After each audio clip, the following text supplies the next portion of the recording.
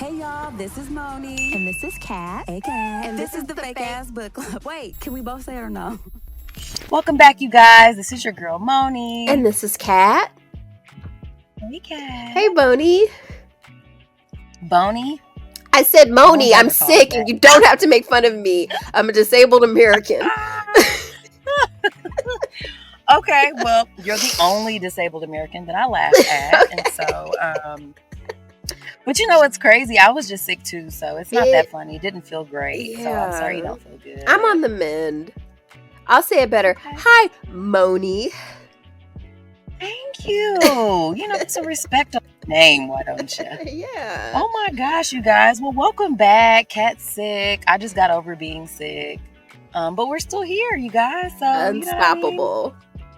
Unstoppable, you guys. And we are very excited to get into this week's content because we're switching things up from what we announced last week.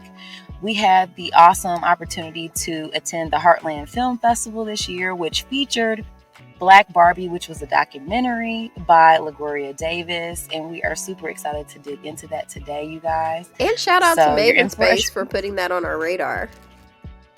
Absolutely, yes. And really then I have to go back even farther and say, you know, to the creators of Create, Connect, Collab, you guys are the real MVPs because they wouldn't be on my radar if it wasn't for them. So yeah, Starla, Lativa, and y'all been out here, man. They've been everywhere. Yes, y'all have. So I guess they didn't get sick. We respected and loved. No, and I think I want to say that I saw Starla on the red carpet at Newfields.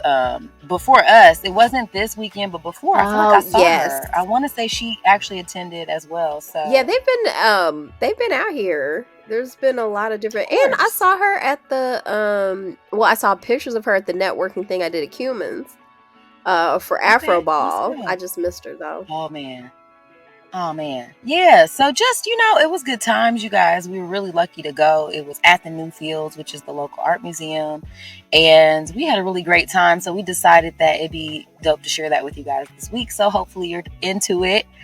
And so let me give you guys a little bit about Black Barbie. So as I mentioned before, it was directed by LaGloria Davis. Black Barbie explores the impact of 3 Black women at Mattel responsible for Black Barbie debut in 1980. Beulah Mae Mitchell, Kitty Black Perkins, and Stacey McBride Irby. Through insider interviews and charismatic retellings of what went down at Mattel in the days leading up to Black Barbie's debut, the documentary examines the importance of true representation and how dolls aren't just dolls, but childhood symbols that can be crucial to identify formation and imagination. Love this. So I'm super excited. And I think it's great that it came out like the same year as the Barbie movie, which we also love. That's the whole thing. Like, I think a lot of times when people hear Black anything, they feel like there's going to be white erasure. And it's not that. Like, I think that's a lack of creativity. People can only imagine there being sort of a dominating class. And it's like, we could just get rid of that and just celebrate each other's differences. Absolutely. Instead of using them as an excuse to oppress people. Hate. Yeah, I hate. I mean, and there's no reason. What was so great about it was it gives you like, oh my God, like there's so much dopeness. Why would you ever hate on any of this? It's pretty amazing, friend. I agree. I definitely can't wait to get into it. And I think before we do that, should we just dedicate the episode real quick? For sure.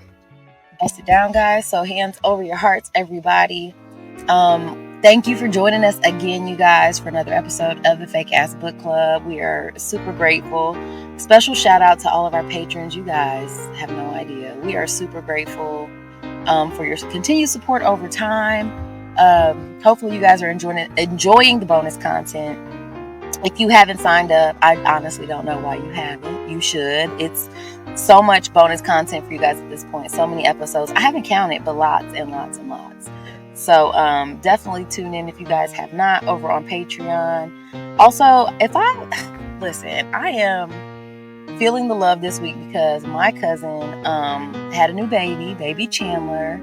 and I just wanted to I dedicate this saw to her and her him. husband, He's Derrick and Jacinda, beautiful. their baby. First of all, Oh, she did such a good job.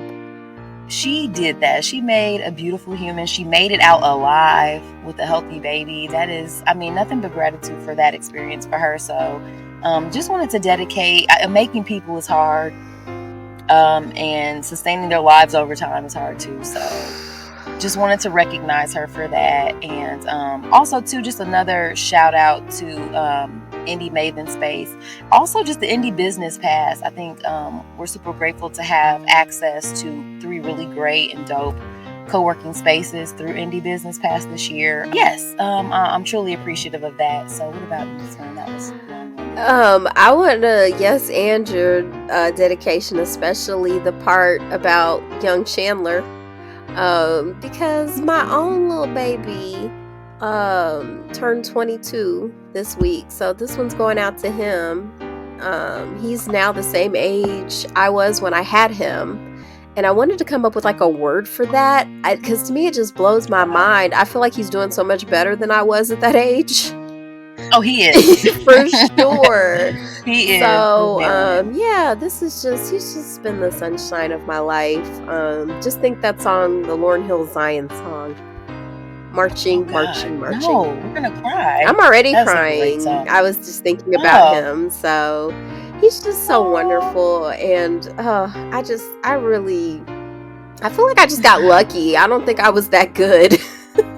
I think, as I say it all the time, it's better to be lucky than good. Dedication over. All right, awesome. I love the dedication. I love all this energy. So yeah, guys, the Black Barbie documentary. Kat, I think you have a little bit about the creator, director, LaGloria Davis. Do you mind sharing a little bit? I don't mind at all. Excuse me, let me clear my throat. Don't get that snot rag. I'm gonna try not to. Y'all missed it on Patreon. I had to drag her about this little raggedy rag that she busted out the block. It was a literal rag. I hadn't seen one in so long. I was not prepared. It's all about sustainability. I'm really a hero if you think about it. It's not about being raggedy. It's about being an ecological hero. So LaGloria Davis was the director, producer of Black Barbie. LaGloria Davis graduated from the University of Oklahoma in 2007 with a BFA in media art. And since graduating, she's established herself as an award-winning filmmaker and is now in LA, where she's on the emeritus board of the Alliance of Women Directors. So she's a pretty big deal. Sounds illustrious. Yeah. And she did a good job. This was a very engaging film, and I love all the stuff she's introduced us to. Because I thought I knew about Black Barbie. I mean, my Pinterest, portfolio, like my picture on Pinterest is Black Barbie. Yeah, my profile pic is the original Black Barbie. But I didn't know nothing. You know what's crazy? Because I've admired and liked your Pinterest profile picture for years now, and I just didn't know that was like the original Barbie. Like, duh, I know about Black Barbie because hello, but I didn't know that like the very first Black Barbie was that picture. You know what I mean? Like, I never associated her with being the actual first Black Barbie. Well, there were other dolls of color in the Barbie line before Black Barbie. One of my favorite, Colored Francine.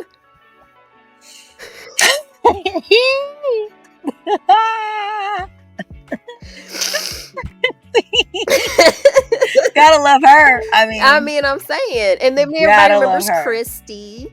You know, Malibu Christy. It wasn't Colored Christy? I think it was just Malibu Christy. Like, you know, Barbie had some buddies, but to actually to get the moniker Barbie without any sort of, relation to, OG Barbie, like I'm Barbie in my own right.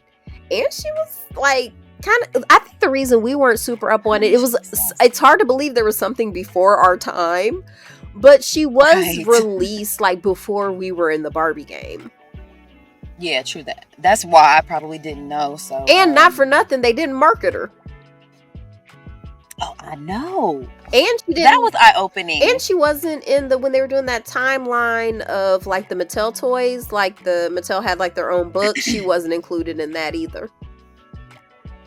That's crazy. And we're talking like 30 years down the line, you know, after she had already been celebrated and marketed and all of that kind of stuff. Like they had this kind of like if you had what do they call those books? Like those thick ones that you just have on your table, like they're really beautifully done. Coffee table books. It's a coffee table book. Yeah, like a coffee table book of Barbie. It's kind of like what it was, and has this really fantastic sort of timeline, and it has all the beautiful pictures and stuff in it. And it was like disheartening because you watch. So what was her name? Beulah. Aunt Beulah Mae Mitchell. I've been calling her Aunt Yes, Beulah. Beulah Mitchell. She is the auntie of the young lady who actually did the film. And so like the whole reason why she did this was because she was staying with her aunt at the time, and it was like she has all these dolls in her house and she's not into dolls, but she's like wondering why her aunt is. So that kind of prompted her to start interviewing her and asking her questions, and come to find out she works at Mattel. So there's this rich history involved. And so yeah, I mean, Beulah was very much integral, wouldn't you say, in the creation of the actual Black Barbie? Because I think without Beulah, there wouldn't have been Kitty, Black Perkins, who came in as I love that it's Black Perkins. I do too. Kitty, comma, Black Perkins. Okay, I love everything that right there. Super hard. Is giving. And I love that the LaGuardia Davis even points out, like, I'm not a doll person. And when I was growing up, my cousins, like here, they weren't into dolls. But my grandmother was. And when she was growing up, there weren't black dolls that she had access to. So when they finally started coming around, she loved buying them for us. And I was into it, but my cousins were like, and I was like, okay, more dolls for me. And but that was the thing. My grandmother would always buy me the Happy Holidays Barbie, and there'd always be a black one. And I remember, and it was kind of sad because when I left my first ex, I just had to get up out of there, and all my Barbies had to stay there. So yeah, for a while there, I had some Barbies too, just because I liked the international ones, like the ones that had like the traditional costumes and stuff. So if you were Thailand Barbie, I need you to be in traditional garb. If you were, whoever Barbie, I needed to see what you was doing. Yeah, they put that shit on. I don't know what happened to them. They didn't make it, but yeah, they didn't make it. Loving it. Yeah, make it over time. But I feel like that was what was great about having Kitty, because she brought the fashion. And which is so 90s, so she was into fashion. She was the person who designed the very first Black Barbie, and pretty much had her hand in most of the Black Barbies after that time. Yeah, making sure she wasn't just original Barbie like dipped in brown. Like actually was like, no, what is something that really is gonna like speak to the culture? Because I like the fact that they brought up when they did the 40th anniversary and no one was really checking for it because they had like a white dude in charge of it. So it's kind of like it's missing the voice. Like you do need the creatives. Like it'd be like putting me in charge of like Sri Lankan Barbie. I don't know. Like we should probably bring in some people who know about that culture. Right, because you want it done right. I mean, like who wants, like you want it to be accurate. You want it to really speak to, you know what I'm saying, like the people you think you're marketing it to. So so going back though, do you feel like, because I don't think we got into this that much on the Barbie episode, so you're saying like you instantly loved Black Barbie, and I feel I didn't always love her like that. Oh, I didn't say like, no, I said I love dolls. It took me a while to actually, because they bring up the Clark doll test a lot. And so I wasn't impervious to that either. My mom actually had a very strict no white Barbies policy. for me. Really? Yeah. And I'm like, looking back, she got worn down eventually, because this would have been like in the 80s. Like, it was really hard. I remember we used to like call Toys R Us before going down there, because they You had wouldn't to. always have the You black wouldn't always have dolls and stuff like that. Like, we're just Mhm. used to seeing it now, but back then it wasn't common. And especially where I lived. But my grandmother, she would just get me whatever I wanted. So, because I remember I wanted the strawberry shortcake doll. So, my Yeah, I grandmother had her would too. get me She was that. amazing. Yeah, and stuff like that. But to your point, like, I wasn't always as enthusiastic about black dolls. It took a while for me So to. why though? Like, why do you think? You think so? Tell them about the Clark test, that because they do bring this up in the documentary. It's something that I was aware of, and it's crazy, and I think it's still applicable. Let me see. I'm now. gonna pull up the actual factuals about when they did it. Because what's sad Okay. is that it's still, children give a lot of the same responses still today. So the Clark doll experiment. Oh, that was the big piece of evidence that they used to overturn separate but equal. So Brown versus the Board of Education. That was a really big part. The Clark doll test. So that would have been what year? Oh, it was really hard to find. The Clark doll. Oh, and they're just saying the 1940s. And basically, they just laid some dolls out in front of some children, and it would be black dolls and white dolls. They'd be like, which one's the good doll? They point to the white doll. Which one's the bad doll? They point to the black one. Which one do you want to play with? They point to the white one. And then they'd ask them, it's like, well, which doll looks more like you? And they'd be like, fuck. Pissed. Yeah, they'd be like, how dare you? It's like, you can make me point to this little, right, this terrible little, right. So it was going to show like how much children have internalized this already. Like, children already know like what's up, and so that's heartbreaking. It is. And I feel like, what's crazy, like looking back now, and just even watching the documentary, the part that made me the most like emotional, or like, damn, like that's crazy, was watching that test with those little kids, but then also them interviewing people who are like in their 40s or older, talking about their experience as children, and just not, and then that lack of representation and how it affected them. And then, like, they're perfectly normal when they start talking about it, but then as they're saying it out loud, it's like, this is the first time that I verbalized like how it really made me feel, and it made me feel. I'm sorry. Yeah, right. Made me feel. Yeah. Yeah, it was just crazy, because like they were getting teary-eyed and like kind of crying and emotional, because I think like it's crazy how, like, when I'm looking back, I'm thinking like of all the internalized racism I had toward just black dolls too, because I mean, I didn't mind them, but for the most part I just wanted dolls that I thought looked beautiful, and a lot of them did not look black. You know what I'm saying? Like, that didn't come until later, but that also came after there was a concerted effort to market these dolls and make them look a certain way. It wasn't just a throwaway. It wasn't like a mammy doll. It wasn't just,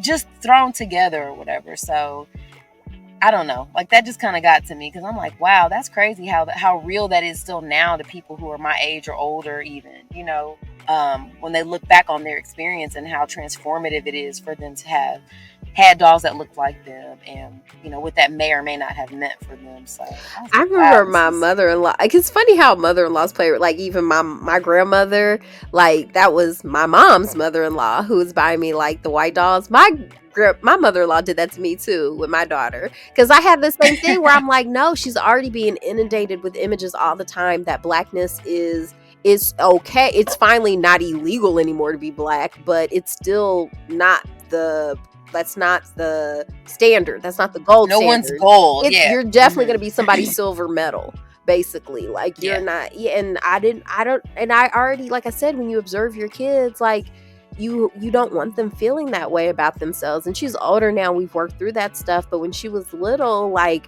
because my ex would be like, no, she should have whatever doll she wants. It's like, nah, you don't get it. Like, she shouldn't be getting that message from us. It's one thing if you get it from society at large, but it's worse if you get it from us. So like we should be like being like, no, like you should be choosing yourself. Like if you have a choice, like now I was gonna grab some of my Barbies to see if I get enough energy. I meant you looked over. Because I was gonna grab, because I still have Barbies. Like sometimes I'll be like, because Barbies are so cheap now. Like it used to be such a thing. I'd have to save up to get Barbies, and now like when I'm out grocery shopping, I can get like a Barbie for like $8. So let me get some of my Barbies. Hold on. Yeah, I want to see. But okay, this is my, oh, she's missing a shoe. I'm just gonna take the other shoe off. So this is my Barbie that I feel like looks the most like me.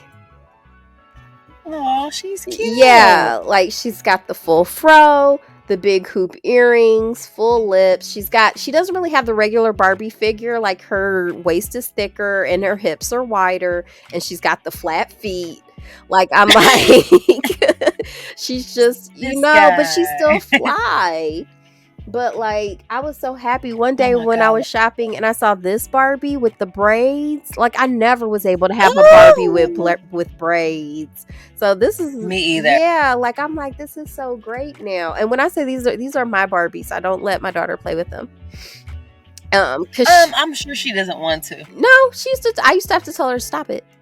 I'm talking about now. No, I mean a little bit. They're still fun to play with. And then I loved this one because I'd never seen a Barbie this dark skin. Like they wouldn't even make them. Mm-hmm. But like, yeah. Oh, she got a little fanny pack on. She does. I bought like a Wonder Woman like fashion pack with the clothes, so they all have Wonder Woman like clothes on. And speaking of Wonder Woman, I have a Wonder Woman Barbie. Okay, let's go. Yeah. She's cute. She looks fit. Yeah, she's Amazon. And I got a Storm Barbie. Ooh, hold on. That makes me think about Halloween and how like you need to be Storm for Halloween at some point. Like we need to show up somewhere and you're Storm. I think you're right. Moni's right about a lot of stuff, and she's right now. And then just to show, like I don't discriminate. Like they have like an Asian one too, and I thought she was really cool. So she has a little twisted, yeah. But I like how I just noticed too. All my Barbies have big old hoop earrings. Because they're the best. Hello. So yeah, it all of this stuff matters. Like it seems like it's like these are just toys. Why do you care? And it's like because you need to see yourself represented. Like I feel like in all cultures you see dolls. Mm-hmm. But I mean, if it didn't matter, then arguably. If all the dolls started being black tomorrow, what's the problem? Oh. Do you know what I'm saying? Well, one of the things, because I loved how the documentary was laid out, had really good graphics and visuals, because she had a timeline going throughout it too that had not just Mattel facts but just like markers and history. I thought that was really cool. But one of the things, she had a pie graph because one of the subjects was talking about how we live in like a majority white world, and she didn't stop. Well, one of the subjects of the test, of that Clark test, I think it was a younger Asian gal who was saying that, she was talking about like the beauty standards. Yes. Well, that was the newer test. That wasn't the Clark test. That was when they were doing like a newer version. Recreation. Yeah, the recreation of the Clark test. That was done in modern times. But yes, you're right. She did say like it was a majority white world. The skinny body. And she was asking her about like, why is this thin and da da da da da. But she was saying like she didn't, no one corrected her right then, but they brought up an infographic showing like most of the world is not what we consider white. Most of the world is very melanated. Like most of the world is Asian people, then African people. And I don't think it's like controversial. I mean, now it is to say like most of Africa is what we in America consider to be black, even though now they're trying to take Egypt or whatever. But like, like most of the world is melanated. And so I think it's just because of how we've been programmed in America, because it's like, oh, there's this white majority. It's like, yes, the majority of power is in the hands of what we consider white people, but they're not the majority of people.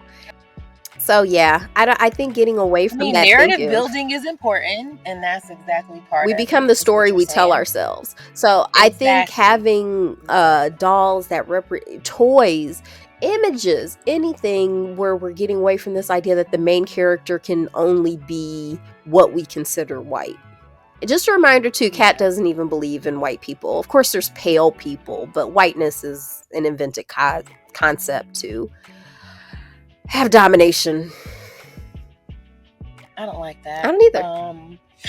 Yeah, but I think that it's important to say that, you know, everybody's sort of, I think all of us, we're always looking for ourselves in everything that we do. And I don't know if that's narcissistic, or if that's just natural, you know, that's just part of what we're doing. And so I think it is ultimately super important to see yourself represented in a way that you feel like is meaningful, you know what I'm saying? And that's beautiful, and that makes you the main character. Because I think, you know, the importance of having Black Barbie versus just Teresa or, you know, Nikki and or Colored Francine, Negro Nancy, or whoever the hell, you know what I'm saying? It's like, not Negro Nancy.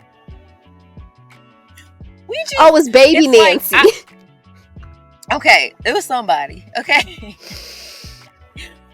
Want to know that I can be the main character here, you know what I'm saying? Because everybody's the main character in their own story. So like, to not see that reflected back in any kind of way, I think it is crazy. I think you subconsciously take that in, like what you're saying, like when you perpetuate the narrative that, oh, we're minorities and we aren't part of the dominant culture, and we're all, of course I'm the, you know, sidekick, of course I'm the BFF, of course I'm the magical, you know, Negro. Guy holding your Negress holding your golf club. Yeah. You know what I'm saying? Or whatever. Yeah. That's all I aspire to be, is a sassy best friend. As you should. I mean, what? You know what I like? But I'm just saying, it's like, you gotta have something there that shows you that, like, you are the main character in your own story. And that's why I think Black Barbie was so powerful. Because it was like, finally I get the spotlight, you know what I mean? Like, I get to be centered in this story, and I think everybody wants that. I think there's nothing wrong with feeling like, okay, when we talk about my story, I just wanted to center, you know, me, and I don't want to be an afterthought. You know what I mean? I also like they brought up the Shindana toys that came out, because I didn't even know anything about that. They were a company out of South Central LA that was specifically came out of the Watts riots to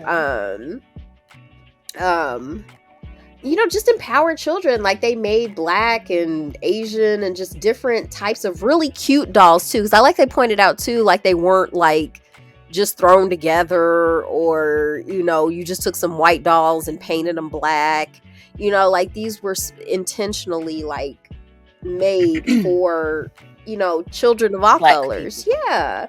And I remember reading a story, it was one of the first online essays I ever read, by an Asian woman who was just talking about growing up, not seeing any dolls that looked like her until she saw Aja from Gem and the Holograms at Toys R Us, and her mom bought it for her, and she remembered just being so thrilled because, for one, she usually didn't even get toys because all the resources went to her brother generally. But I think her mom was probably just like, what?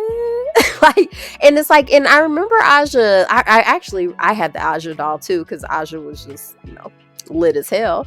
But I'm like, yeah, like but it just means so much to know that it's like, oh my goodness, like, oh, like, you see me, like, yeah, I'm out here and we have money. That's the other thing too, they always try to act like they won't sell. Yeah. Oh, I don't know. It's like, we like, they're like, aren't Negroes poor? Like, how are they ever gonna it don't matter, I'm still gonna spend my money on what I want to spend on. How about that? And we're not all poor. That's what I hate, that narrative too. It's like, there's been Negroes having money out here. So like, and we will definitely buy that stuff and put that stuff on. Because that's the other thing too. Let's talk about the fashion of Black Barbie. I love the detail that was taken with it, because I didn't even really, I mean, because we're talking about, I never had one. So I never saw the back. It was backless. And you know I love a backless look. Honey, she had shoulders out, slit all the way up to the hip with the gold jewel. Talk about it. I want that outfit now. I I want to would- wear. Matter of fact, I would need me a little afro. I need me a little short natural. I want to be Barbie the next time we go with the somewhere. gold You know what I'm saying? hoops. Maybe that's the Halloween gold this year. and the That's the gold cosplay. jewels. You Black Barbie and I'm Storm. Listen, it's not gonna be this year. Aurora Monroe. I think that was her real name. Oh, I'm like, who's that? Storm was her, code name. Okay. That was her X-Men name, but who was that? or I think Okay. I never, and that's the thing, I'm not used to pronouncing these names, so I don't know if I'm saying it right, but in my mind it's because it had a lot of It doesn't O's. sound like you are. It has a lot of O's, and Aurora? it's like Aurora. Let me look at it. That'll help. Nope. No. Just ask Google and then play the little Aurora. Storm. Let the little I put Storm real let the name. mouth say it. It is Aurora. I know you guys know. It's Aurora Aurora? Monroe. Damn. Okay. Yeah. Let's go. She was also the queen like of Wakanda briefly before the marriage fell apart. Boom. Flex. She's your queen to be. Yes. Don't deny it. Yes. You know what I wanted to say really quickly too. Better make it quick. Shout out to Ruth Handler. you know what I'm saying, Yes, for having for not the being vision racist. for Barbie at all, because she was the visionary for that. She saw this doll in Germany. She actually got the rights to the the body type, like the whole prototype for that doll, and was able to recreate it and ended up taking over that particular doll. But she was very interested in what her doll maker's input was in Barbie. She felt very much like, okay, they're down here making these dolls. What do you think would make these dolls better? And what do you think? And so the fact that she went down there on the floor to ask, and that was some of the feedback that she got, that like, you should make a black one. That's what Beulah was like. She was like, yo, make a black one. And the We fact don't that like a she black hired black people, like back then, that was revolutionary. Yes. Like it's I'm we're just so saying. the things we're used to now, they are new. Mhm. Like just Yeah. it doesn't. This People shit think was- like, oh, that was such in the past, segregation, blah blah blah. Mhm. It's like no, it was very recent. My grandmother will tell me about it. Like once again, because she was even talking about too. Like she remembers a time when you couldn't vote. Aunt Beulah. And that's the thing too. My grandmother, like we used to always go together to vote because it was so important to her, because she remembers getting the right to vote. Like that's important. Right. That's basically like you just gained citizenship maybe like 60 years ago, like black women. Yeah. So like that's it's a lot of these things. And so the fact that Ruth Handler was ahead of the curve, like she didn't have to have the She United was. States, the federal government being like, you have to start hiring Negroes or we're going to Diversity and inclusion. A whole goddamn program just for you to, she was just interested in the tapped people in. who were working there, and they were people, and she was tapped in. Yeah, So, and I That's have a pet hypothesis that racism makes you uglier. Like when you see like really racist people, they are ugly. I think it chips away at your soul and makes you ugly inside. Because when I think of like hot white people, generally they're pretty liberal. Like they don't tend to, like when you think about like the January 6th attackers and stuff like that, that was one of the like ugliest group of human beings together I've ever seen in my life. And they obviously hate fashion as well, because they were not dressed well either. I mean, it's just, to me, I wouldn't invite them to my party. That's for sure. You guys no, are bringing I it feel down. like guys are bringing it down. anti-racism and beauty and fashion are a very good trio. They're like a natural trio. Because like Marilyn Yeah, Monroe, it it's a doesn't get trifecta. talked enough. Like she was a civil rights advocate. I brought up the Supermodels documentary, and like I was just thinking, I'm like, wow, I might not have even seen Naomi Campbell as much as I saw her, because seeing Naomi Campbell meant so much to me. Like just seeing her. You were not obsessed, but I know that she. Obsessed. Like if I see her, I'll start weeping. Like seriously, I am obsessed with her. Like Don't say it's that, not healthy. but, I'm not a perfect person. No, it's not though. But I know, like, plenty of times, it's like, what are you wearing? You're like, I'm going for 1990, whatever, circa.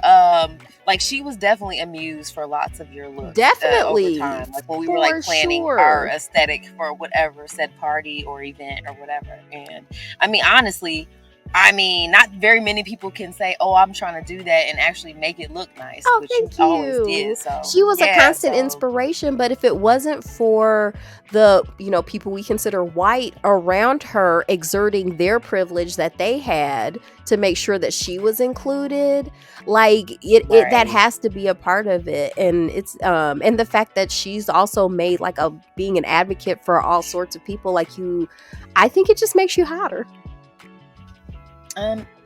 Yeah, I don't think it hurts. I don't think it hurts. Yeah, I definitely wanted to shout out Ruth though, because I think through the movie it made me feel, like, oh wow, like I mean, because here's the thing, regardless of just even cultural backgrounds, like working at a place where somebody's actually asking you your input when you're the person doing the work, that's revolutionary in and of itself, if you ask me. Because a lot of the time, I feel like you can get so much good information from the people who are actually making. The people make the company, right? Like the Yes. people have to buy into the culture, and I think it's easier to do when you know that the people at the top aren't so disconnected. You know what I'm saying? Like they're in it with you. They care to hear about your personal story. I mean, through the whole time, you hear Beulah talking about her working her way up, and working and being able to collaborate with different people, and being excited to see, Kitty Black Perkins come in and be like the proverbial like Bad bitch. or personified. Yeah, like she was like Barbie. She was like, she showed up in a convertible, like bitch. We were so excited because it was like, yo, we got a real life Barbie here. And it's just so important because it feels crazy when you never get to see any of that. You know what I mean? Because you don't think it's for you. And so I think for all the girls out there who, who you finally had a chance to see themselves because, they had representation at this company, and that the person who started this felt like that was important and took that in and like use their power and privilege to do that. It's everything. And I'm like, this is dope because Barbie was my life. You understand me? She was the only doll I really cared about. Like F all the other dolls, they're boring. She could not. Okay, she's got a Moni car. does not like baby dolls. It's like, what can you do with that? It's a literal oppressive force in your life. Okay, now I have to change your diaper. You're boring. Okay, next caller. Get her out of here. Here's the other. She's gross. Here's the other thing I really loved about Aunt Beulah. When she was being interviewed, she's like, "I'm sorry, I have CRT, can't remember shit." I was like, hilarious. Oh, there were so many laugh breaks. And I also say too, this documentary was hilarious. Like what you need when you're talking about the history of Black people in America, because if you just give facts, you'll probably get depressed. So you have to have some humor to help you take the medicine. But I think it was, also shout out to Box the Artist. Like it was super great running into her there. We saw her when we were leaving. But it was I always know I'm living right when I run into her. I'm like, okay, I'm doing the right Ain't that true? I can't wait to see her documentary. I cannot wait. I'm probably gonna cry a lot about it. Oh my gosh. And it's like, it's featuring and highlighting heavily melanated women who are grossly underrepresented in every way. So I can't even I can't wait. I cannot wait to go out and support and see. Because here's the other problem with the myth of minority. It makes you okay with the underrepresentation because you're able to be like, well, there's not that many of them, so I shouldn't be expected to see them. When it's like, no, opposite. There's a ton of us. And you shouldn't be. If you don't see us, that means we're being kept out. Yeah. For sure. So it was definitely a treat seeing her. I can't wait to see her documentary. I would love to see it. I mean, I think it probably has potential to be shown in this kind of a way, like Heartland. For sure. Absolutely. And how familiar were you with the Heartland Film Festival? Like this wasn't something that I was really. I was pretty familiar with it. I told you I ran into one of my clients there. She goes every year. And because they have it at different locations, and really, like it wasn't just at Newfields, it was at a couple different places. Where they were, and it goes on for I feel like a couple weeks because I think so I was already familiar with it. It's just I don't make it to the movies much, as not as much as I'd Okay. like to, and especially not independent films because they don't get promoted as much. Like a lot of times I only find out about independent films when they get picked up by a big studio.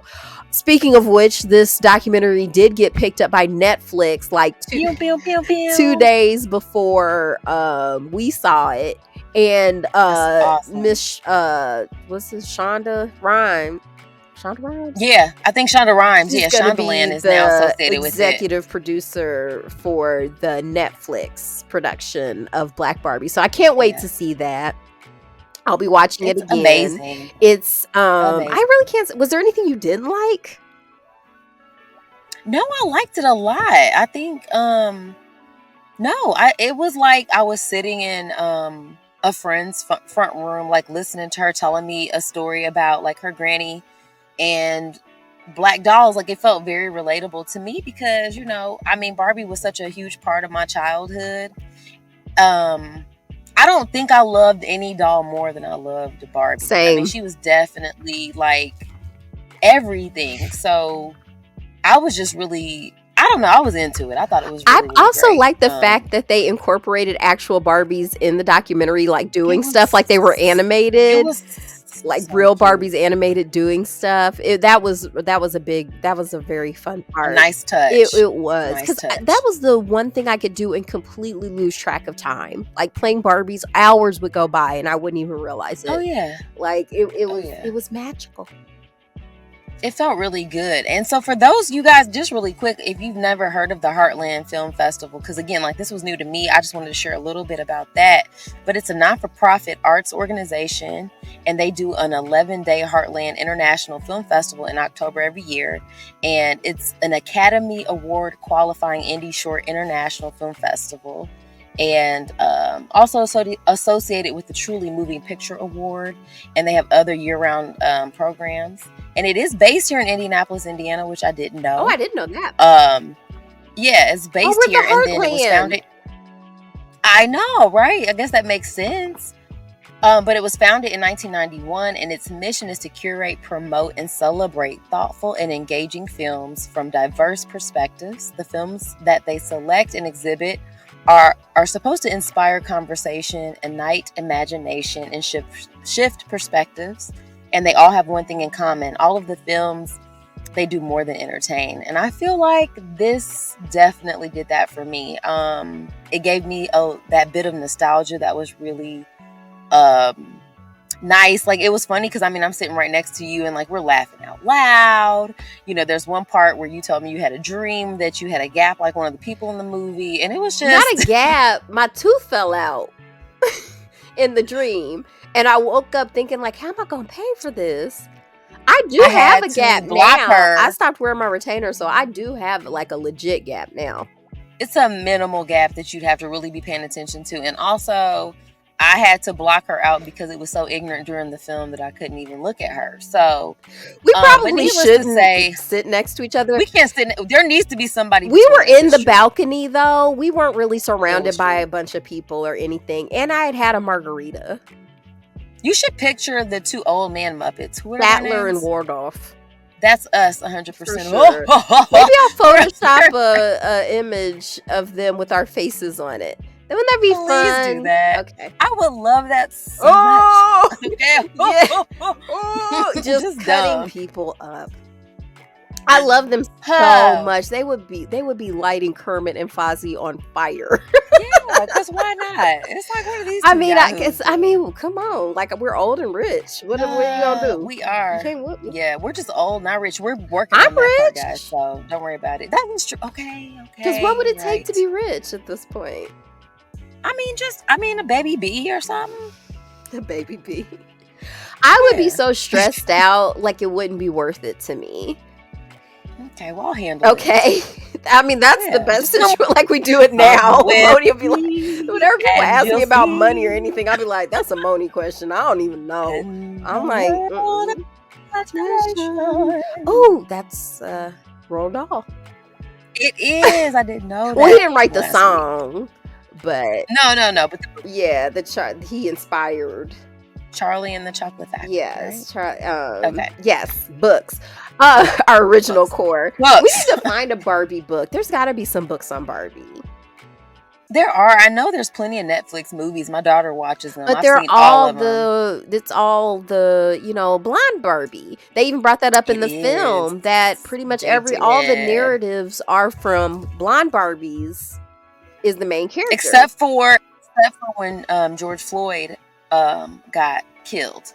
Then Black Barbie got a chance to do like a little PSA about racism, and White That Barbie was wasn't kind fun. of like, She wasn't like I a know. mermaid or the Nutcracker. point. It was just That's the them point, doing a please. video. Please, like a vlog. And she on still the Barbie had to channel have blonde Barbie there with her. was there. Like, And my thing is that that's what we're saying though. Like, the only time I don't want a feature when it's like, well, now I got to teach you about racism. It's like, can I do something whimsical, bitch? I want to flex on these hoes. I want to walk in a cute outfit and sing a song. I want to twirl on a bitch. I want to do. May I? And it's no shade because I loved Barbie Life in the Dream House. Okay, let's talk about it. That was a hilarious show. I really, really liked it. And that's the thing too, because original Barbie was sickening. She's cool. It doesn't have We to like take her. away from that. It's just like, I mean, why not me? Right. Can I take a twirl in these shoes in this car and just, you know what I'm saying? Let them know what it is one time. And I mean, just be President Barbie. Like, I would love like a Issa movie with her just being President Barbie. Like, you know who would be another Barbie who I would love so hard? who? Kiki Can Palmer. I just I'm just re-obsessed with her. Like, I stop can't trying to even think of major motion pictures where she's the main character. I guess Nope. But really, Daniel Kaluuya was the main character. Like, she was the sister or whatever. But I remember when I was watching Hustlers, the J-Lo movie, and I didn't see that one. it was okay. And but I remember Keke Palmer, Cardi B, and the chick who played Betty on Riverdale. They were like secondary characters. Supporting cast. Yeah, supporting cast. The movie should have been about them. I lived for their because they were the good ones. Yes, I was. You already know they're the ones giving you life. It was so much more interesting than the J-Lo scenes. I was just like, and I love J-Lo, but it's like, come on, like if I had to watch an hour and a half of either J-Lo or Kiki. I'm going for Kiki. Also, shout out to this was in my notes. I meant to talk about this last week. I don't know how this was supposed to. True Jackson VIP. Keke Palmer's show on Nickelodeon. I love that show. And she said like the original, it wasn't written for a black girl. She just tried out for it, and she was perfect. I love that show. Oh, I also sounds like a black girl. I have this on True here Jackson. too because I think this was like something I wrote like about Beyonce inspiring me. But it was there goes Beyonce inspiring us all. Yes, guys. actually, this Barbie reminded me a lot of Beyonce.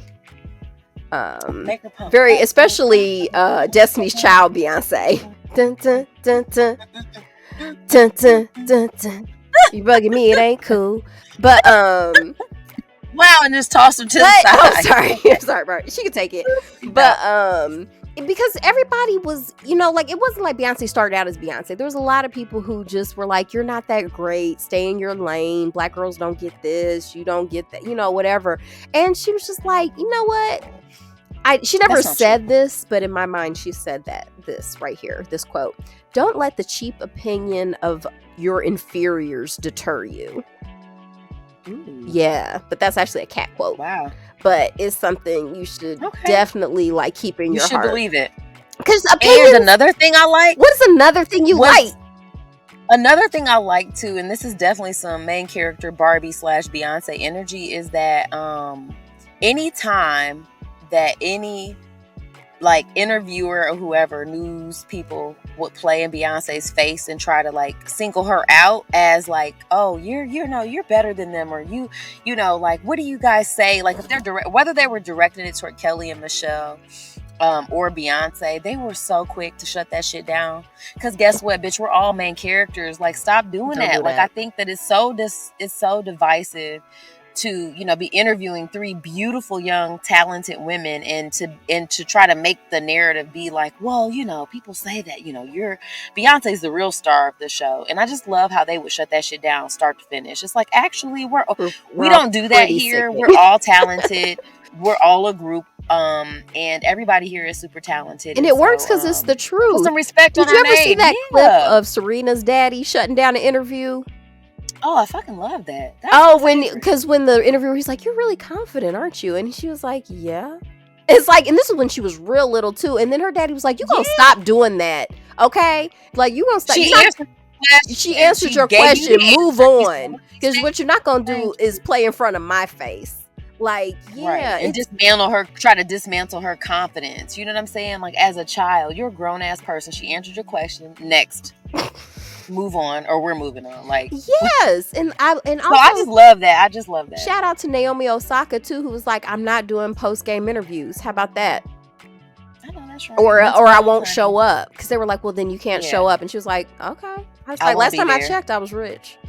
So, right. And you need me and more. I'm better than all of you guys. Yeah, like y'all are here to talk about what I'm doing. So what do you decide? I never show up to your job.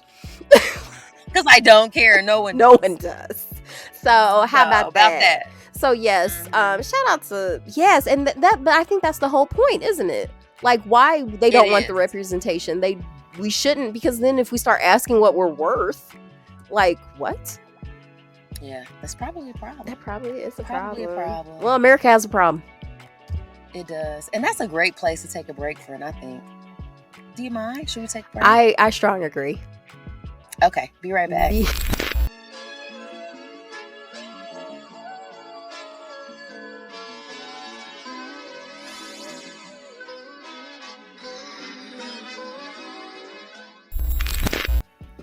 Well, welcome back, you guys. What a break. It was. I didn't even have to use my snot rag. Oh my gosh, I'm so glad. I would have died one more time, every time. I don't want to have to see that one more time while I'm on here with you, because I won't be able to make it. I think I'm all dried out now. It's too much. Too much. Oof. So, I mean, like, on a scale of, 1 to fabulous, how much did Black Barbie give you your life? I'm giving it 5 out of 5 Barbie heels, because it's got to be an odd number, because there's always one missing. It always is. You can never keep those together. I will say though, they weren't playing any games on this Wonder Woman one though. These things ain't going nowhere. Oh, those are melted to her feet. Yeah, like these are. Okay. Yeah, they ain't going nowhere. Do they come off? I don't even know. It's got a little strap on the back of them. Let me see. I'll never know. I'm not strong enough, but yeah. But everybody else is missing shoes at some point. Okay. I slip out. Other than what are you giving it? I'm giving it 5 out of 5 natural. Okay. Because Black Barbie was serving her natural little fro, and just, I mean, absolutely beautiful. Yeah, every fro starts as a baby fro. Storytelling. It does. And then they get big. And they matter. And then they get big. And they're beautiful too. It doesn't. Do you remember that from Lacey and Amber's book, when Lacey was getting her hair done and the manicurist was telling her hair looked terrible and old because she had it in a fro? I do. And and repeated it. Honest, like, in case you didn't hear me the first time, hated it. I think that's what we're up against, though. And I think that's why this movie is so beautiful. And I love the narrative because, I think I'm still unpacking some of that, even maybe still now. You know what I mean? Like, trying to love my natural hair and of course, like, having a daughter and seeing her as the most beautiful, like, female human I've ever laid my eyes on, who I couldn't love more, and everything about her is perfect to me. And it's like, if I ever thought for one second there was one part of her she didn't love 100% and completely, like, I'm instantly heartbroken. And personally offended because I made it from scratch. And personally offended. To the point where if she does say something, I'm like, so what are you saying? Me and Daddy didn't give you, like, you don't like us? Because that is what you're saying, but I also understand, like, how you're being inundated constantly outside of what we're telling you constantly about what beautiful is. And so it's just such a, I mean, it feels very like, oh, it's Barbie, and it feels reductive, right? Or not reductive, or it seems like it's not as big, but it is. I think Barbie has the potential to be or the idea of Black Barbie had the potential to be just something that helped a lot of girls see themselves, and that is so important. And I like even as a grown woman now, like I'm still learning. And I liked when they were self-love. kind of doing recreations of the Clark test with different groups of children. And they were like, yeah, they should all be able to play together. Like, that was so cute. Yeah, but who's the original Barbie though? Everybody think that knew. was the thing that was kind of like, it was like Blondie over here. Yeah, it's her. yeah. You know what I mean? And the person who was quickest to point that out, I ain't even gonna say who that was, but that got me. I was like, of course, he's the one pointing this out. They were like, which one's your favorite? I'ma just say it was the little black boy, and we already know what it is. Yeah, we know, and I mean, because it does. I think it does affect who you select as a partner.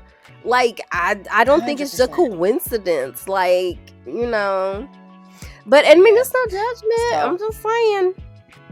It is what it is, but I'm just saying it's a pretty powerful experiment, and you think you can reduce it down to like these are just dolls and it doesn't matter. But honestly, because I can look back on it and say, wow, like even just the way that I saw myself in dolls and the kind of dolls that I picked and thought were beautiful, and even just the choices that you make as an individual, like when you're really unpacking, like, so why do I think this is nice? You know what I mean? And it's a lot of it is steeped in just like, dominant culture stuff. And so Black Barbie, we need you. Black Barbie, this was a beautiful, beautiful story. I'm so glad that she decided to highlight this story. And it feels like, Beulah Mae Mitchell really, I'm just glad that she piped up and felt like she could share and say. Also, she was beautiful. She really I was just like, I mean, every time she came on screen, because I'm not exactly sure how old she was, just doing the math in my head, I'm like, she's got to be in her 80s. So I was like, man, like, and I'm like, this woman's gorgeous.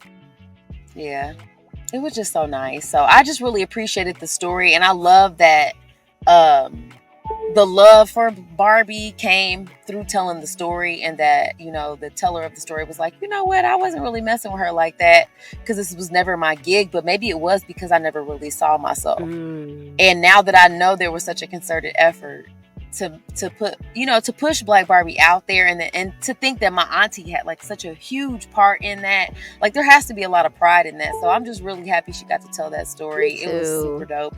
So hopefully you guys get a chance to see it when it comes out. I'm not even sure when it does. I don't know. It just got acquired by Netflix, so I'm not even sure they've released anything yet. But what is that? So you guys, do you hear that? What? Or is it just me? I keep hearing the boop.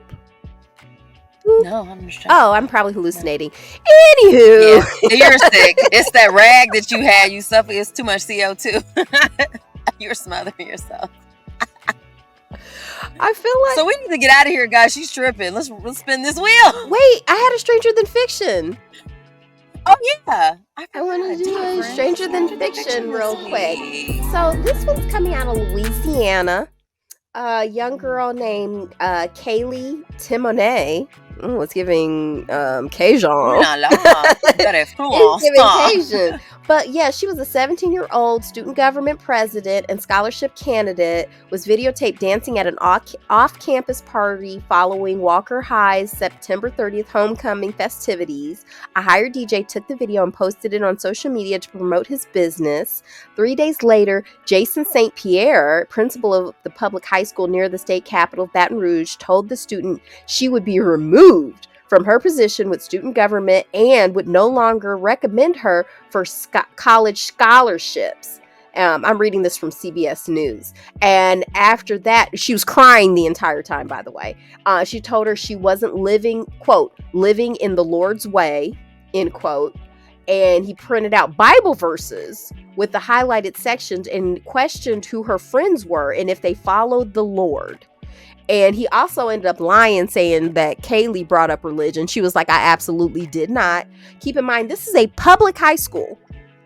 So he's asked to take a leave of absence. I feel like he should be fired. It was just really, really messed up because he withdrew her from the scholarship competition. The deadline's over. She's not even able to apply for it now. She was reinstated to student government after this story went viral. So keep in mind, this would have rode had the media not gotten involved.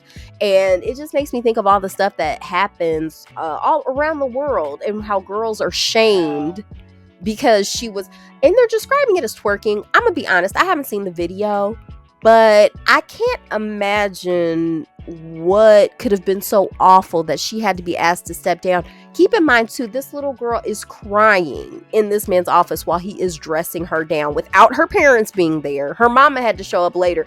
Oh, her mama's name, I like the mom already. Rachel, she was like, Rachel was having none of it. She said, too little, too late. I can tell you, Rachel's gonna have this man's job.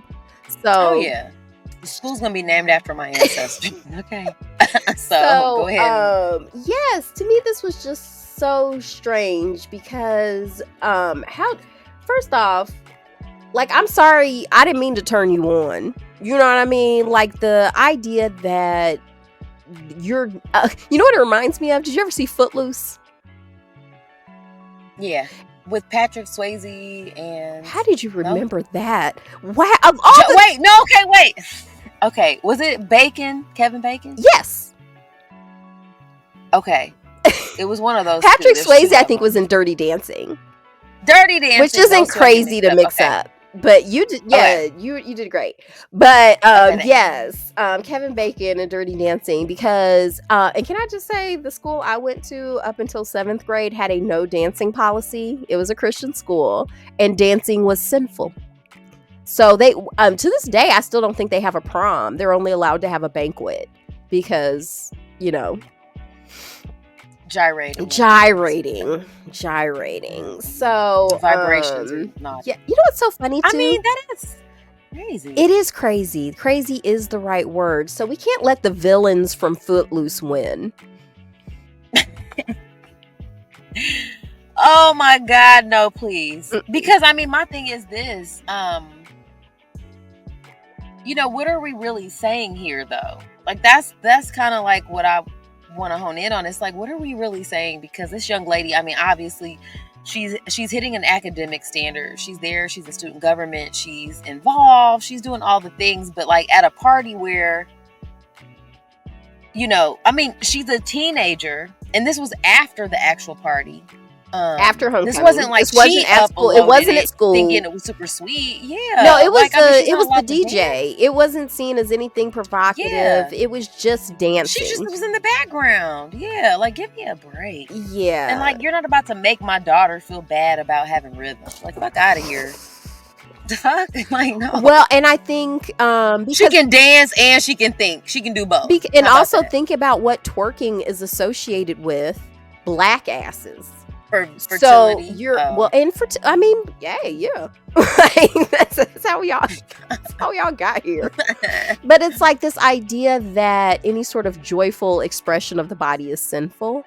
I've never liked those vibes at all. It's like, nah, y'all ain't about the right. I hated that about my old school because I love dancing. You've seen me dance.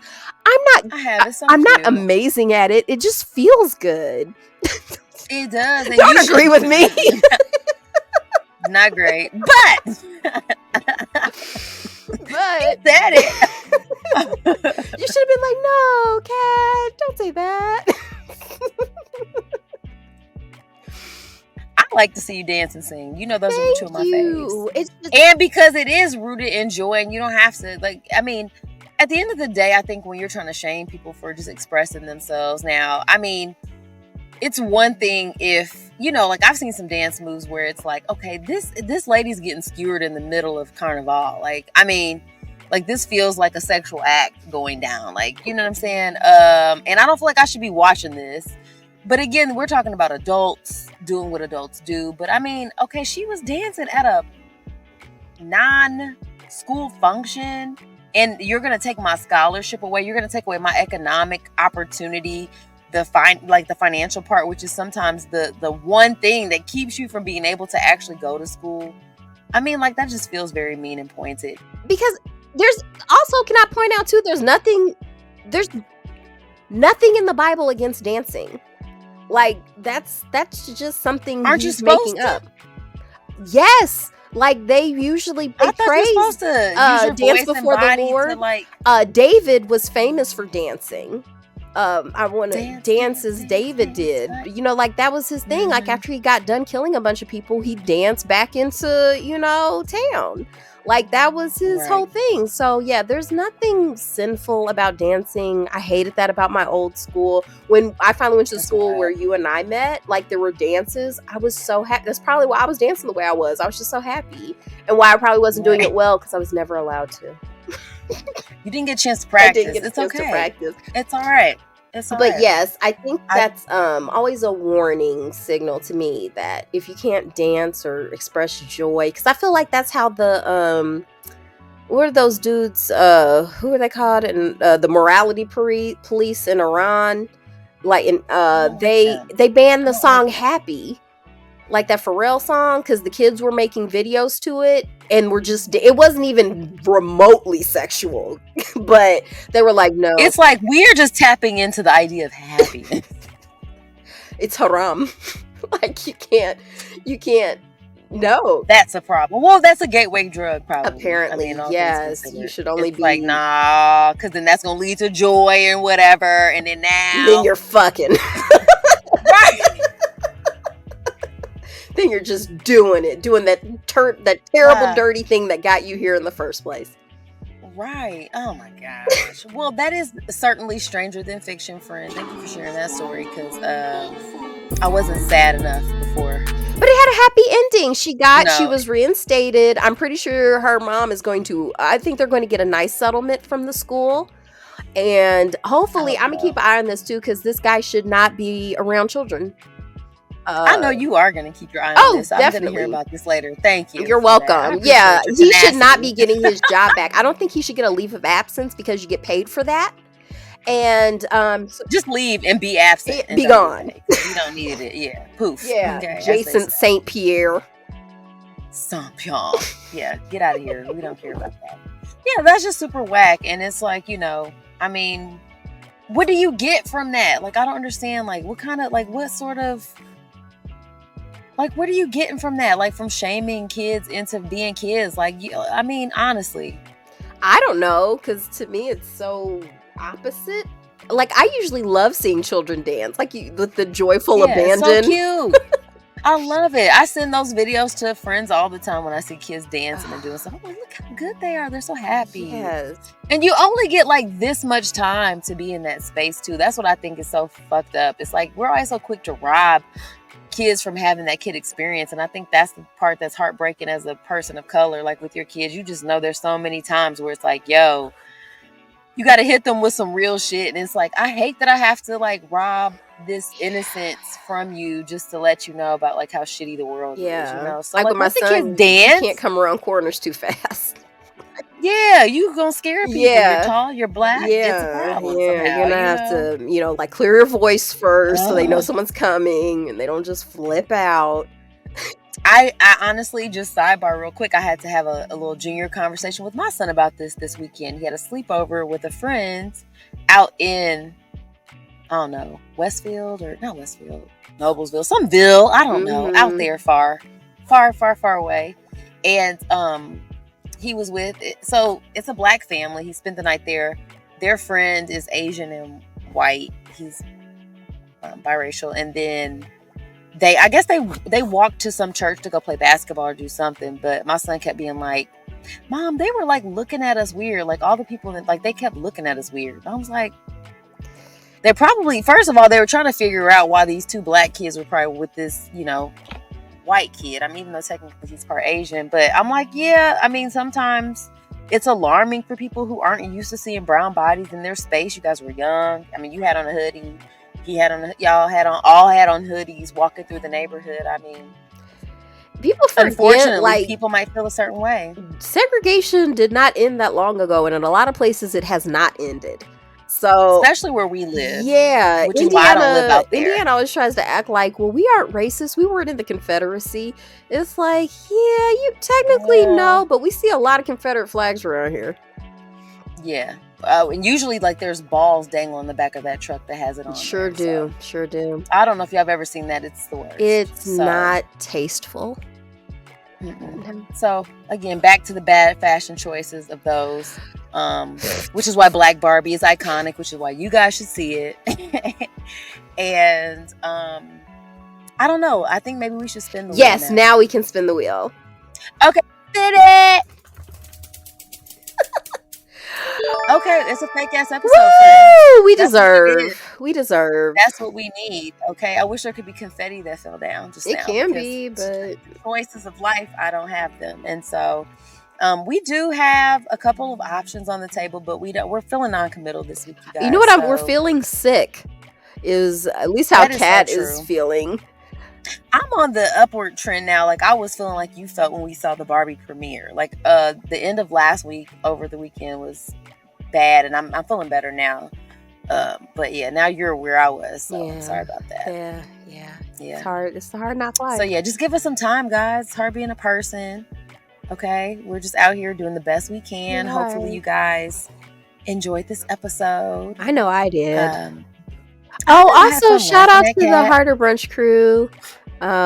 We were just featured in an episode. You guys should check that out. It's on YouTube. I look better there than I do right now. If you're watching this on YouTube, sorry, I couldn't really. Me too. I couldn't really bring it today. I was pretty fancy. I mean, we're already recording a day late because yesterday was brutal. This is an improvement. Listen, it's real out here right now. Okay? Yeah, real talk. It's really real out here. But I love you, and your body belongs to you, so love it. Yes. And you guys, be involved in things that make you feel good. Pour into the people who pour into you. And join us next week for another fun episode, you guys. Until next time. Peace. Before we go, we must give thanks to Urban Nerd for providing our music, and legal services were handled by Trezene M. Atkins. If you like what you heard, please feel free to join us every Wednesday for another fake-ass book club. Cheers. Thank you guys for listening. You can check us out at thefabpodcast.com. Please subscribe, rate, and review our podcast wherever you're listening right now. We want to hear from you. Come put it in our life. Thanks again, and until next time, peace, love, and the Fake Ass Book Club. We out.